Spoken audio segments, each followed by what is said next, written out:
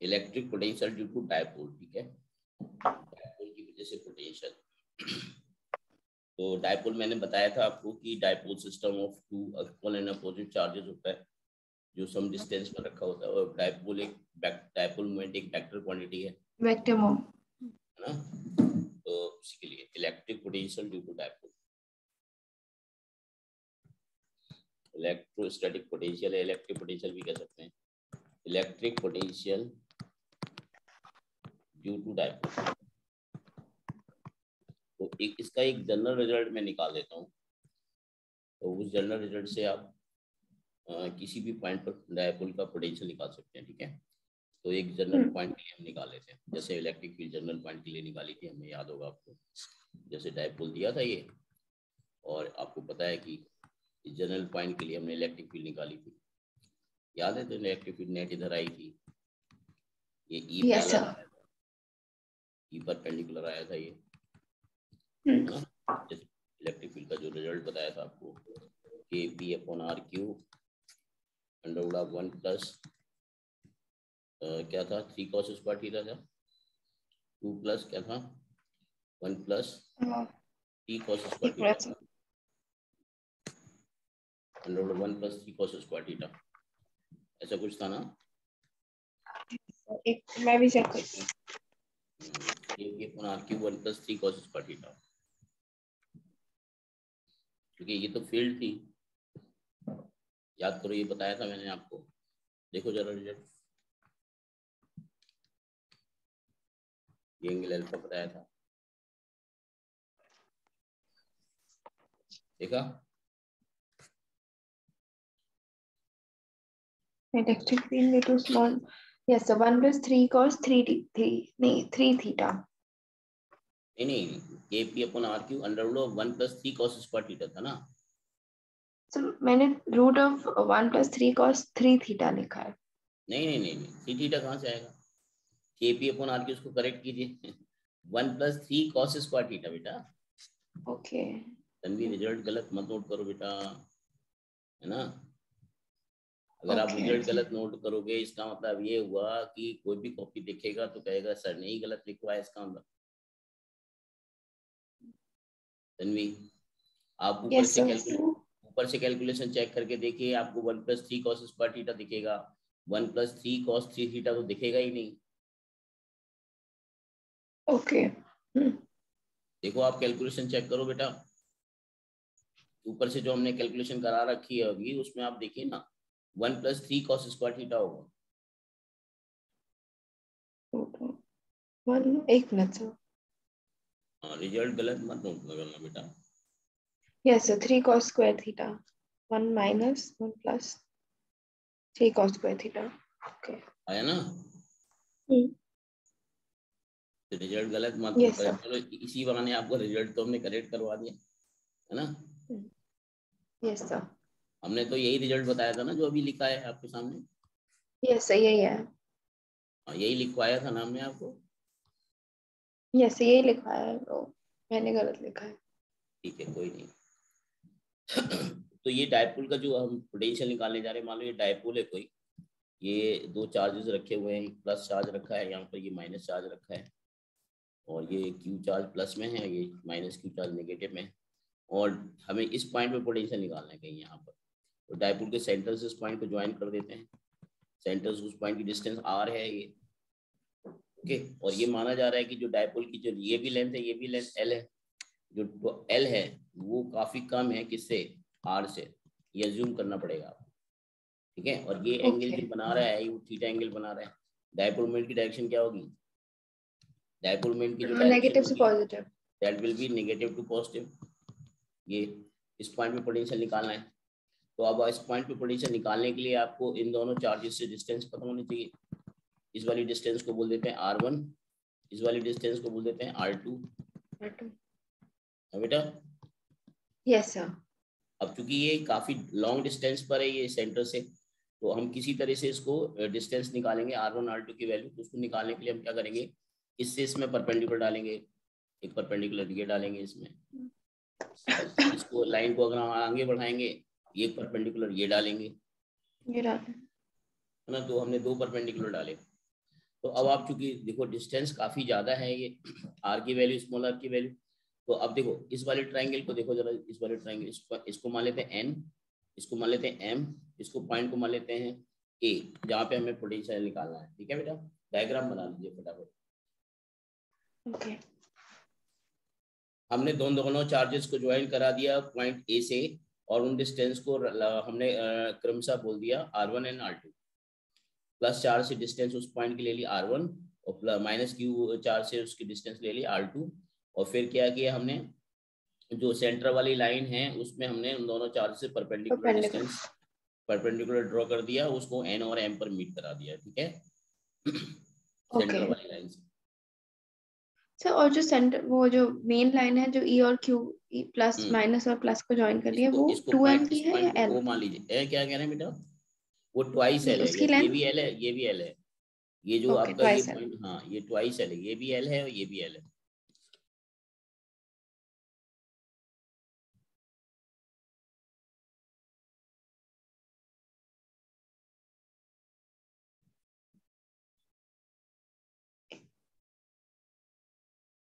Okay Tanvi, एक minute sir.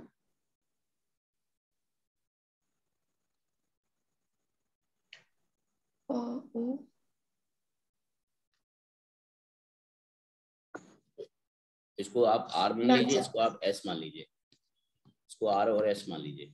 Are और S कुछ भी मान सकते हैं, वैसे कुछ भी पॉइंट तो मानना ही पड़ेगा, वो तो चार्ज है plus Q minus Q, but उनके पॉइंट्स को हमने आर और एस मान लिया। ठीक है, ओके।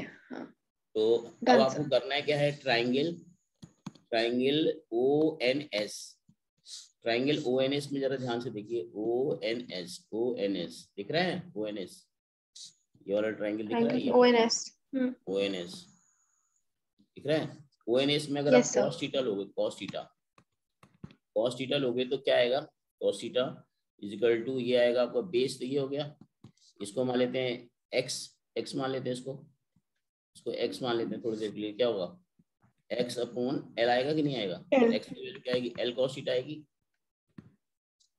यस।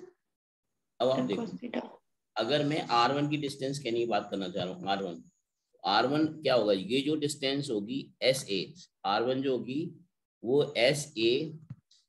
SA और वही ऑलमोस्ट क्या होगा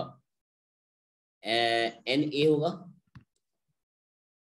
NA, एक मिनट, यस, नहीं सर वो कैसे, वो आप देखो ना, तो हाइपोट, अरे लॉन्ग सर वो डिस्टेंस तो है बेस होगा और वो हाइपोटेन्यूज होगा ना। बेटा समझो तो, थोड़ा दिमाग तो लगाओ, मैथमेटिक्स वाला पॉइंट काफी लॉन्ग डिस्टेंस पर है ना, तो ये तभी तो इसमें परपेंडिकुलर डाल दिया, इतना एक कम हो गया है, थीटा स्मॉल एंगल है, इतना निकाल दोगे तभी तो ये वाली डिस्टेंस आएगी ना, ऑलमोस्ट ओके ये वाली ओके, डिस्टेंस लॉन्ग डिस्टेंस है ना। Overlap, almost overlap. हाँ, परपेंडिकुलर क्यों डाला गया, ताकि मैं ये वाली डिस्टेंस और ये वाली डिस्टेंस को सेम कह पाऊँ। ओके, ना यस सर। तो ये मैथमेटिक्स से हो रहा है ना स्मॉल एंगल के लिए, और पॉइंट काफी लॉन्ग डिस्टेंस पर है, तो ये वाली डिस्टेंस कितनी हो जाएगी आर माइनस एक्स की वैल्यू क्या है, एल कॉस थीटा, आ गया। Yes sir. अब इसी तरह से अगर आप ध्यान से देखोगे ना, ये वाला भी एक्स ही होगा इस वाले ट्रायंगल में, हाँ होगा। तो अब ये वाली yes, डिस्टेंस क्या होगी, जो R2 होगी, now R2 is equal to क्या होगा, R2 बराबर होगा R2 जो होगा वो क्या होगा, MA is equal to RA होगा almost, MA equal to RA। हाँ यस सर। तो ये क्या हो जाएगा, ये R प्लस एक्स यानी कि L cos थीटा हो जाएगा। यस, L cos थीटा हो जाएगा।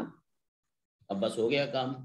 अब जैसे ही आपने निकाली है तो potential at point A point पे जो पोटेंशियल होगा, प्लस चार्ज के कारण पोटेंशियल और नेगेटिव चार्ज के कारण पोटेंशियल, दोनों के पोटेंशियल ऐड कर देना है, तो इसके कारण पोटेंशियल क्या होगा, के क्यू बाई R1 क्या होगा, R1 L R minus L cos theta, theta, और ये हो गया आपका K minus Q, Q potential scalar quantity इसलिए चार्ज को R sine plus L cos theta.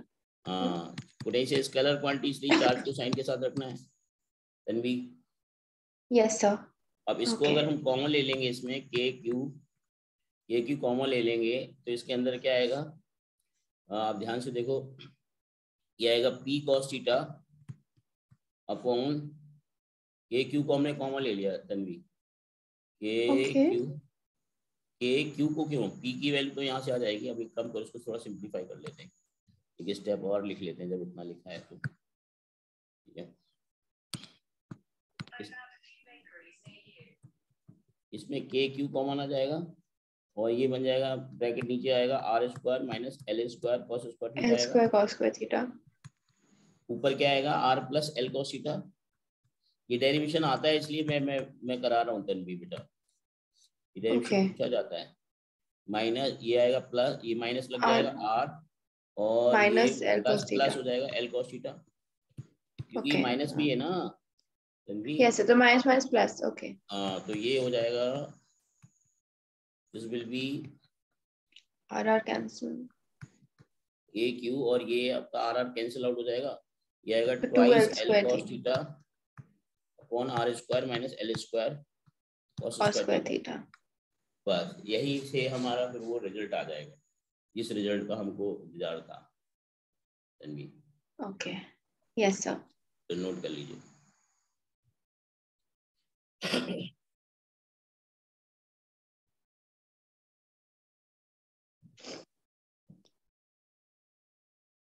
Anything जो कुछ आपको पूछना हो, समझ आ रहा है ना पूरा? यस सर समझ आ रहा है, ठीक है।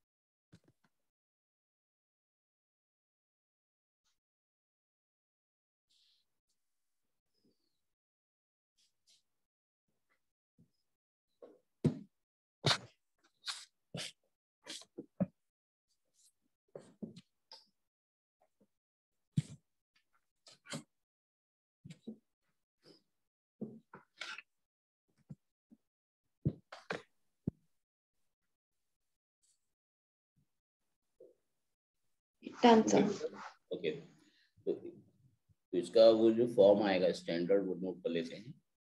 इसको मैं हटा देता हूँ इस रिजल्ट को, यहाँ पर ये वाला जरूरत नहीं है अभी, जस्ट इसके बारे में बात कर चुका हूँ मैं आपको ऑलरेडी। इसी पेज को यूज कर लेते हैं।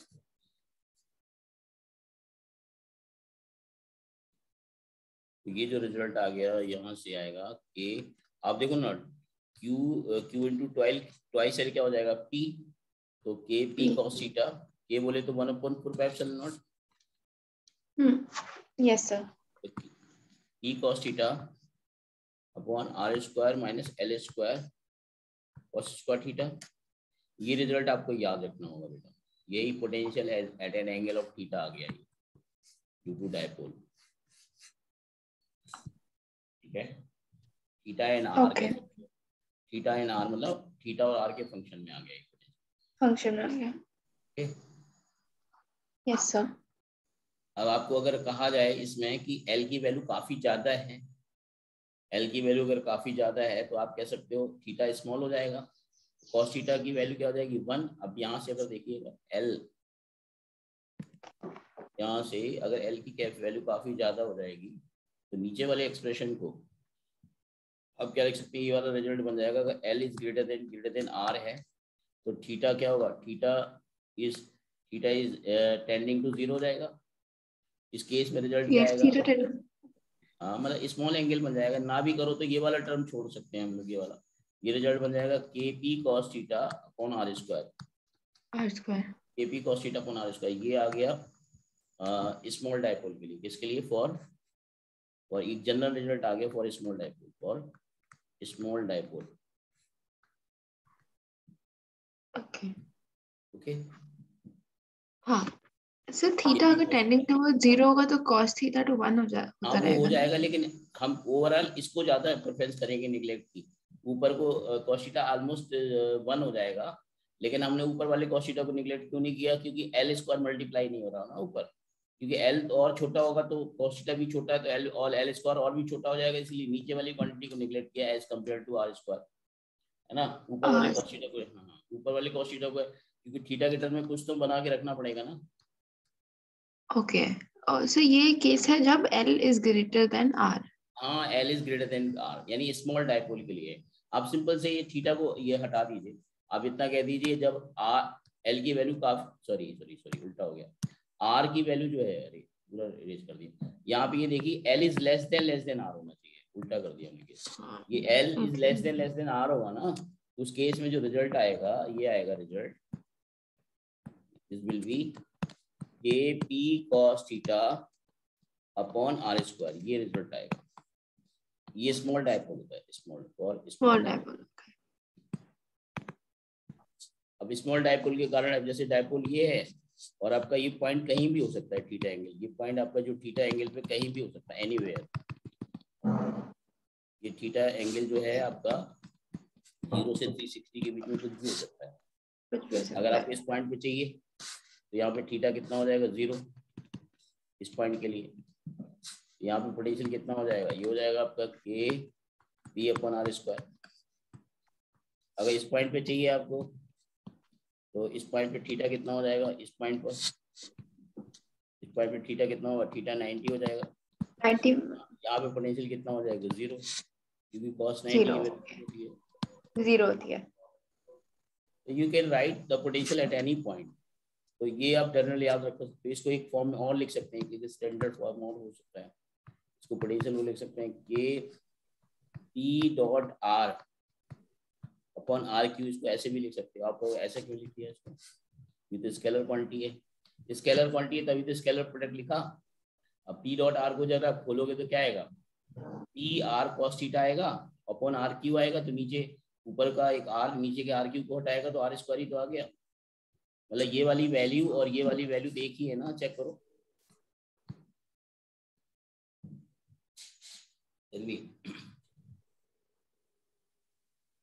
Yes sir. ठीक है, तो ये electrostatic potential due to dipole हो गया, जो कि हमें बताना था।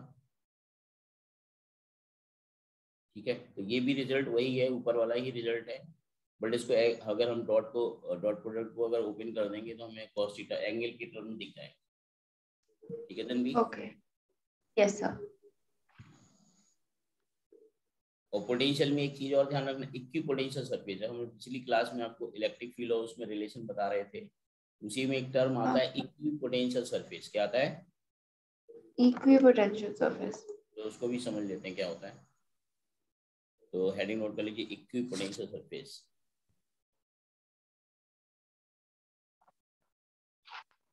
इरेज कर दूं इसको? Yes sir.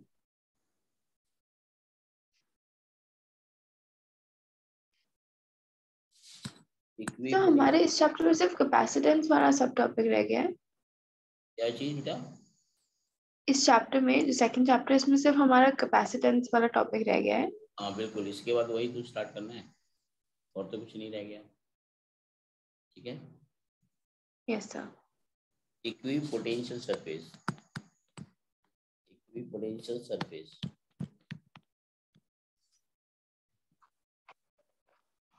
इक्विपोटेंशियल सरफेस होता है क्या? इक्विपोटेंशियल सरफेस हम उसको बोलेंगे ऐसे पॉइंट्स, ऐसा सरफेस जिसके हर एक पॉइंट का पोटेंशियल या तो 0 हो या कांस्टेंट हो। क्या हो? तो इट इज जीरो हो या द, कांस्टेंट हो। It is the surface, it is the surface throughout at which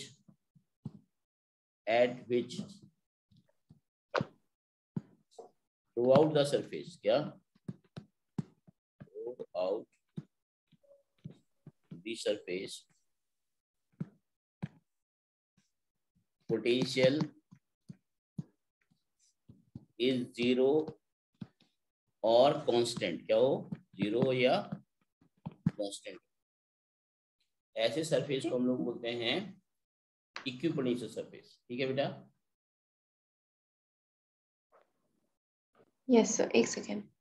अब जैसे एग्जांपल के तौर पे एक potential equipotential surface due to line charge की बात करें हम, बात फॉर एग्जांपल, और इक्विपोटेंशियल सरफेस में एक खास बात और है, जब भी इक्विपोटेंशियल सरफेस होगी तो वो सरफेस इलेक्ट्रिक फील्ड के परपेंडिकुलर होगी। क्या होगी?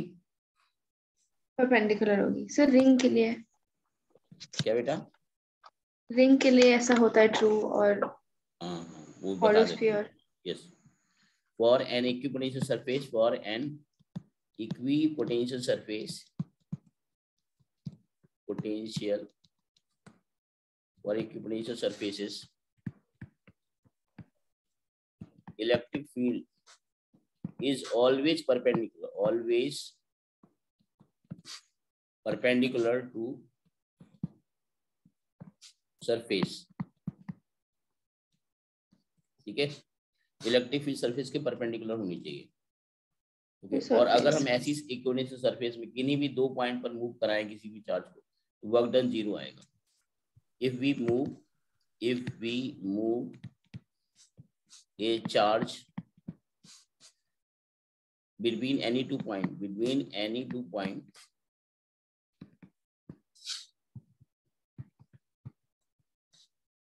in an equipotential surface,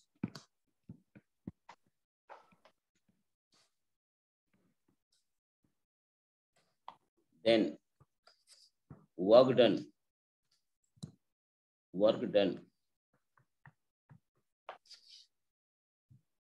is zero। Work done क्या होगा इसका? जीरो। क्योंकि वर्क डन की डेफिनेशन क्या होती है? वर्क डन की डेफिनेशन होती है charge multiplied by potential difference V2 minus V1। और जब क्योंकि V2 और V1 बराबर होगा तो क्या होगा? वर्क डन जीरो नहीं हो जाएगा? यस सर, क्योंकि वो कांस्टेंट रहेगा। इक्विपोटेंशियल सरफेस की खास बात ही है ये। एक मिनट सर, डन है जीरो। Okay, noted?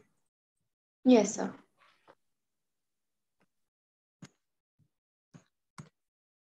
अब मान लेते जैसे equipotential surfaces due to point charge, equipotential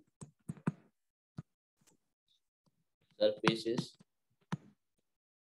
due to a point charge.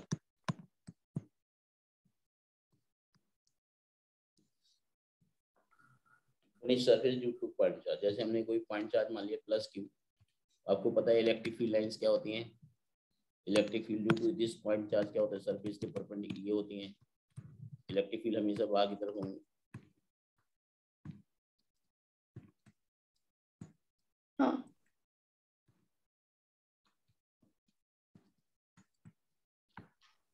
Electric field lines हैं।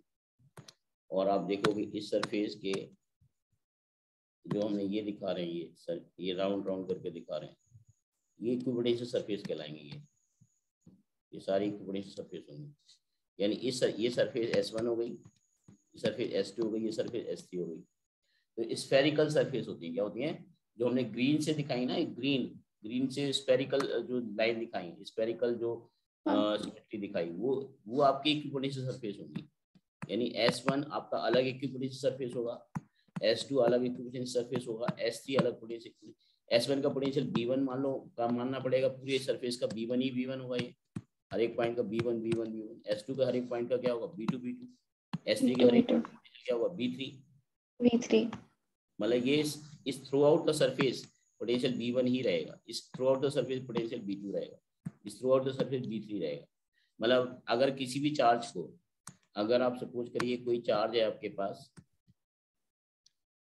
हाँ, और अगर आप इस चार्ज को यहां से यहां मूव करा रहे हो A से B, तो W अगर A to B मूव कराएंगे तो जीरो आएगा। आएगा कि नहीं आएगा? Yes yes sir. लेकिन ए टू सी मूव कराओगे अगर आप, A to C, W A to C, ये 0 नहीं आएगा। क्यों? सरफेस चेंज हो गई ना। Yes okay. इसका क्या आएगा? क्यू, ये आएगा बी सी माइनस बी ए। बोलो ना यार। WAC, एक मिनट सर। ओ तो उस WAC में V, yes sir. Getting my point? B C का मतलब क्या होगा? B3। हाँ समझ आ गया sir. B3 minus 0 B2। Minus एक ही V सरफेस पे मूव कराओगे तो वर्क डन 0 आएगा ना, बट एक 0 आएगा। सरफेस पे जाओगे तो 0 नहीं आएगा। 0 नहीं आएगा, okay. Getting my point? Yes sir. तो ये पॉइंट मेंशन कर दीजिए।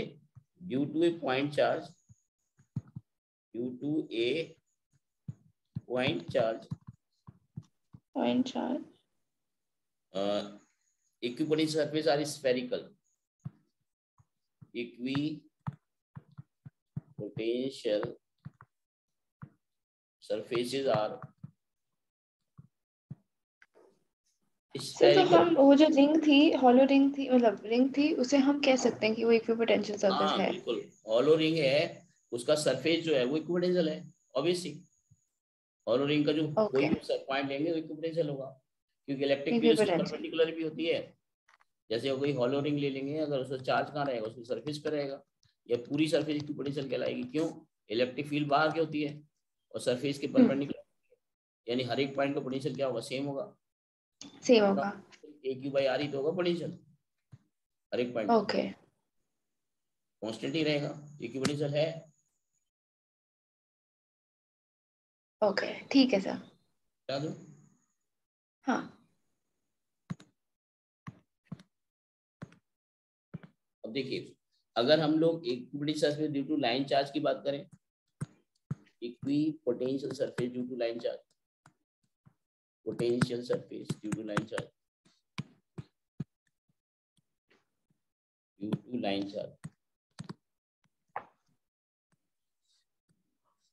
अगर कोई भी लाइन चार्ज इस तरह से, इसकी वजह से इक्विपोटेंशियल सरफेस जो होगी वो सिलिंड्रिकल होती है। कैसे होती है बेटा? सिलिंड्रिकल। सिलेंड्रिकल। ओ उसकी फील की तरह ही। फील्ड तो रेडियली आउटवर्ड्स होगी ना, बट ये जो सरफेस हमने दिखा रहे हैं ये सारी, ये इक्विपोटेंशियल सरफेस कहलाएंगी।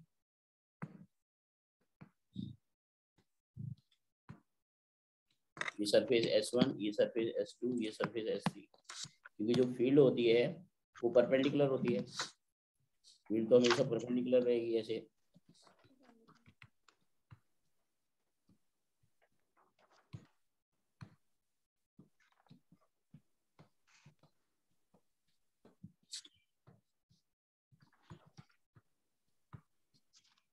तभी बात समझ में आ रही है? यस सर, बात समझ आ रही है।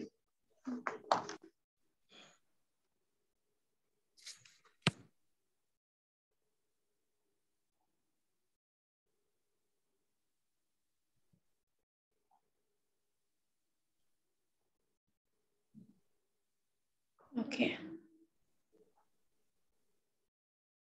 ठीक है, तो ये बात यस ध्यान सर। रखना। तो ये आज के लिए इतनी ही रखते हैं तन्वी, कल हम कैप्शन स्टार्ट करेंगे। ठीक है? ओके ओके ठीक है सर।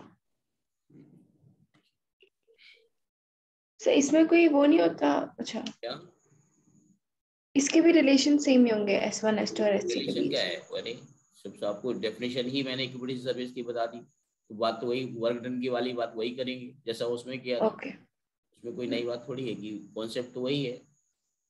अगर मैं इसको B1 ओके B2 B3 नहीं बोल रहा हूँ, इसका मतलब आप अज्यूम वैसे ही मानना पड़ेगा जैसे वहां बताया था।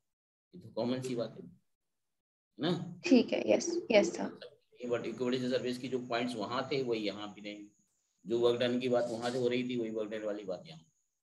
ओके बेटा? ओके ठीक है sir. Okay. Thank you sir, bye sir.